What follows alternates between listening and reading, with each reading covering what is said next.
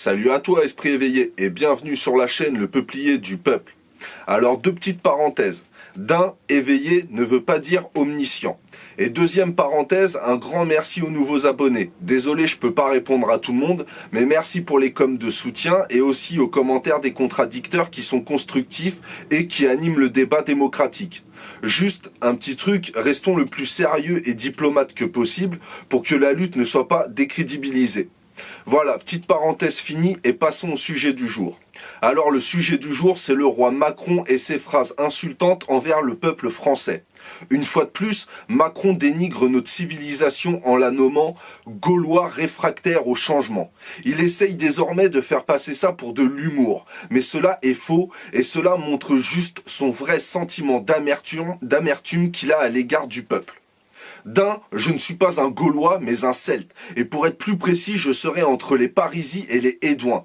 Et je ne suis pas un coq qui mange les restes du maître en vivant les pattes dans la merde et en chantant au bonheur comme un esclave aveugle et soumis. Car Gaulois vient de Gallia, qui veut dire coq, et seul César appelait les Celtes comme ça.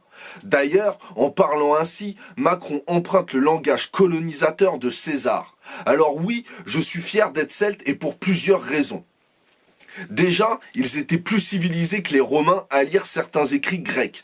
C'était une civilisation puissante dans l'agriculture, c'était même le grenier de l'Europe. Ils étaient puissants dans différents minerais, ils étaient d'excellents artisans et ingénieurs. Et nombre d'inventions celtes ont été reprises par les autres. Alors oui, ils avaient des défauts, mais pas celui d'être des sauvages incultes. Loin de ça même, et c'était un peuple ouvert et on retrouve leur ouverture dans l'art celtique.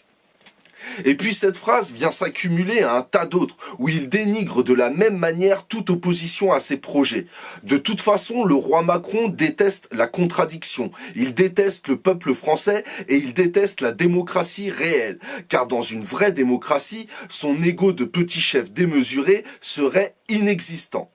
Et quand il dit réfractaire au changement, c'est faux. Les Français, c'est un peuple politisé, que ça le gêne ou non. Alors oui, de moins en moins, car ils nous abrutissent un maximum avec leurs téléchiottes, mais on est toujours plus politisé que le peuple américain, par exemple. Donc oui, quand une loi va à l'encontre du bien commun, le peuple se fait entendre, et ça s'appelle la démocratie, que ça vous saoule ou non. Et de toute façon, vous en moquez, car malgré nos avis qui peuvent être différents du vôtre, vos lois, vous les passez quand même. Et pour preuve, quand j'ai cherché combien de réformes sous le quinquennat de Sarkozy ou sous le quinquennat d'Hollande, seuls les top 20 sont sortis. Il y a tellement de réformes pendant un quinquennat qu'on ne les compte même plus. Et après, il ose dire qu'on n'accepte pas le changement. Mais on ne fait que ça, et c'est toujours au détriment du bien commun. Et je vais prendre un exemple un peu clivant, mais j'en suis désolé, mais c'est un exemple comme tant d'autres. Les cheminots, ils étaient 300 000 en 1970. En 2018, ils sont moins de 140 000. Alors, il y a plus de trains, il y a plus de clients, et ils ont divisé les cheminots par deux.